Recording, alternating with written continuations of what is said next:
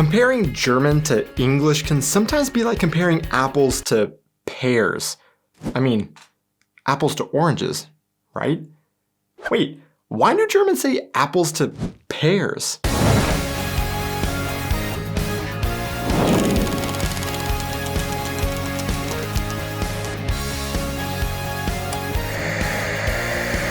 Hey guys, and welcome back to our channel. I am Donnie, and along with my wife Aubrey, we are two Americans currently living in Germany with our baby, sharing all of our experiences living and traveling throughout Europe. As we've been living in Germany for the last 4.5 years, and in particular, as I have been learning to speak German, there have been quite a few shocking times in which I have come across cultural situations that feel very familiar and comfortable to those that I'm used to in the US, but then something ever so slightly is different that it really throws me for a loop. For example, it could be talking to one of my German friends, I start to make a comparison between two things, and they say exactly what I said in the intro, "Du vergleichst Äpfel mit Birnen." And I think, you're right, wait. And I know what they mean, I initially feel very used to this phrase, but then there is this very subtle cultural difference that catches me off guard where Americans would say oranges instead of pears. And of course, this isn't the only thing that Germans and Americans call the same thing, but then again, actually a little different that makes me feel a little uneasy when conversing in German. Well, that's exactly what I'm going to talk about today in my video.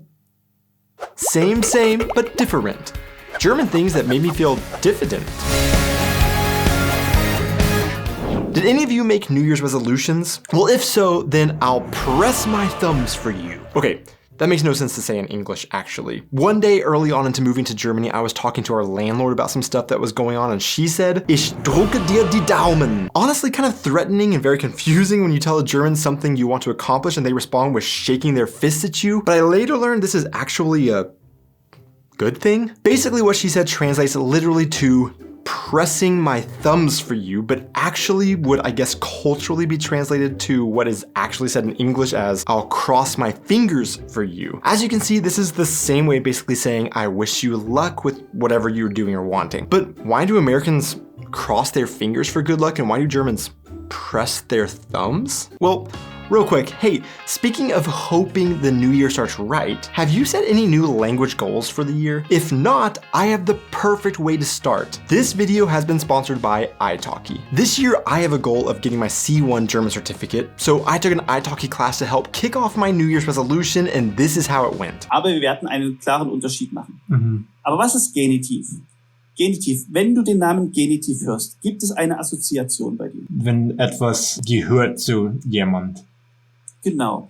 This lesson was amazing because it was with a native speaker who was able to give me immediate feedback. So I was getting real cultural immersion with italki's qualified teacher, which is a huge bonus. Italki offers personalized one-on-one lessons in over 150 languages with professional teachers that require no subscription because you just pay per class. With italki, you simply find a teacher that fits your schedule, tell them what you want to learn, and you get customized lesson plans specific to your goals. Because of that, just 19 hours on italki is equal to one college semester. Get started today by clicking on my link in the description. You will not only help yourself, but you are also supporting my channel by doing so, and I very much appreciate that. Crossing fingers has a bit of a murky history. Some sources say this practice comes from pagan traditions of two people crossing fingers when a wish has been made, and it later transitioned to one person crossing two fingers instead of needing a partner. Some sources say that it has roots in Christianity and secret Christian handshakes or ways of calling on God's protection. And pressing thumbs?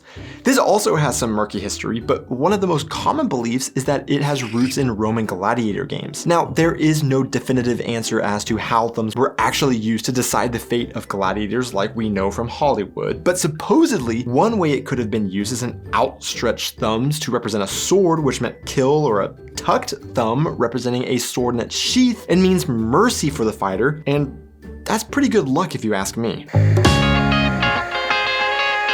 There are two other sayings that are weirdly similar, but just different enough they both confuse and delight me, but more importantly, might give an interesting insight into the collective personality and mindset of both cultures. One being how Americans and Germans both describe when two people have the same idea. In American English, we would say, "Great minds think alike," which is quite flattering to those that say that about themselves and their idea, whereas Germans take a bit of a more humble approach by not saying how brilliant they are, but rather "Zwei Dufe, ein Gedank," or two stupid people, one thought. Or what do these two cultures say when they are flying high on a great feeling or when they are in love? Well, in the US, the absolute highest height of happiness is found on cloud 9, whereas for Germans, peak happiness is found on Wolke 7, 2 clouds lower on only cloud 7. Now, one might say the difference in smiley disposition of Americans versus Germans could be an explanation for the varying levels of achievable happiness in both cultures.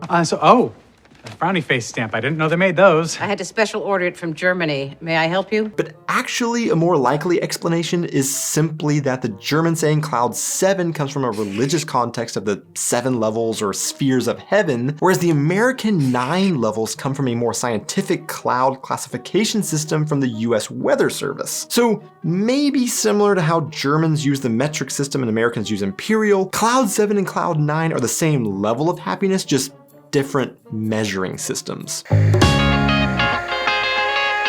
Look up into the sky at night, and if you're in Germany, you won't see any stars because of the constant cloud cover and rain. But okay, say you can see the stars. You will look up and see the Big Dipper, right? Wrong. Well, okay, you will see the same asterism containing the same 7 stars that Americans call the Big Dipper, but in Germany, Germans refer to this asterism as the Great Wagon. So why do Germans and Americans look at this cluster of stars and see different things? Well, supposedly the American term Big Dipper comes from African roots where it was seen as a drinking gourd. I remember in school, in fact, where we would always learn about how slaves in the South during the 1800s would follow the Big Dipper or the drinking gourd north to freedom because the tip would point to the North Star. Whereas Germans take the name of the Great Wagon from the legend of the Greek god Dionysus coming down to earth teaching a shepherd how to make wine. The shepherd using his wagon to deliver wine to other shepherds who was in turn killed because they thought they had been poisoned. Dionysus honored him by placing his wagon in the night sky for it to always stay and be seen.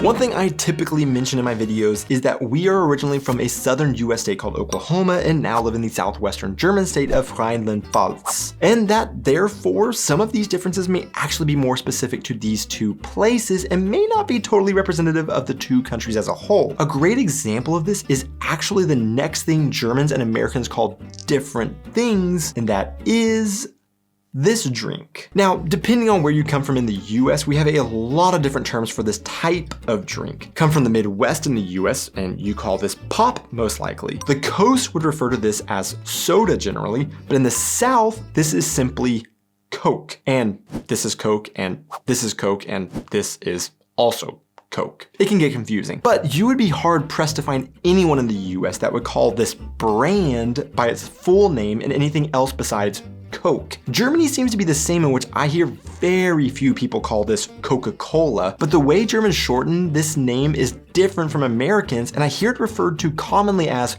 cola. In fact, I did a very unscientific survey of Germans following us on Instagram and found that most of them do in fact refer to this drink primarily as cola rather than Coke like Americans or the full brand name Coca-Cola. It's actually kind of funny when I put the sentence, "I would like a Coke," in a translator, it will even translate Coke to the common German abbreviation cola. On many cans or bottles in the US, you will also often just find the name Coke on them because this term is so ubiquitous, whereas in Germany, I did a quick run to the grocery store to check out the branding and found that the aisle selling Coke is actually labeled as cola, and nearly everything is just labeled with the full name Coca-Cola, except for this random Coke on a few of the crates. Now, why Americans and Germans chose to focus on different parts of the brand name for its abbreviation is a mystery to me. Maybe you know and want to enlighten us in the comments, but I thought it might have to do with the syllable stress that is normal in German and English. But at the end of the day, I have been here for 4.5 years and I still feel very uncomfortable when I order a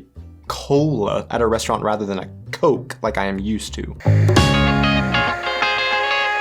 There are 2 children's games which I was thrown off when I learned of different names in Germany than what they are called in the US. However, these games go by a lot of different names in both countries, so I would like to hear what you call these games in the comments below. The first is what I and most Americans would call rock, paper, scissors. In the US, there are a few other names like Rochambeau, for example, but overall, rock, paper, scissors is the most common. Now, 2 years ago, I did another very scientific survey of our German viewers on YouTube and found that 87% of those that responded called this game Schnick, Schnack, Schnuck, which for those of you who don't speak German, isn't the translation of rock, paper, scissors, but rather just a funny rhyme. However, we also read in the comments that Schere, Stein, Papier is fairly common in Germany, which is the common American English name translated, but just arranged in a different order. The other children's game is what I, along with most Americans, would call either keep away or what we used to say as kids,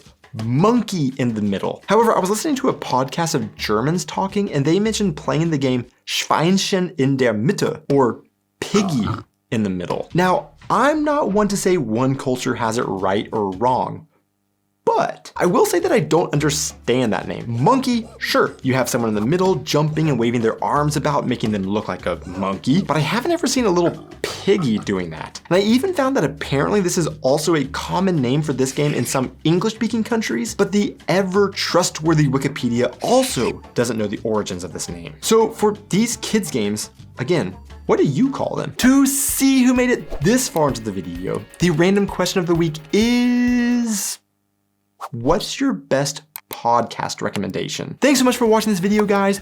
Be sure to hit those like and subscribe buttons, and I will see you in my next video. Well, that's not the only thing that Germans say totally different from Americans. Oh man. There are 2 children's games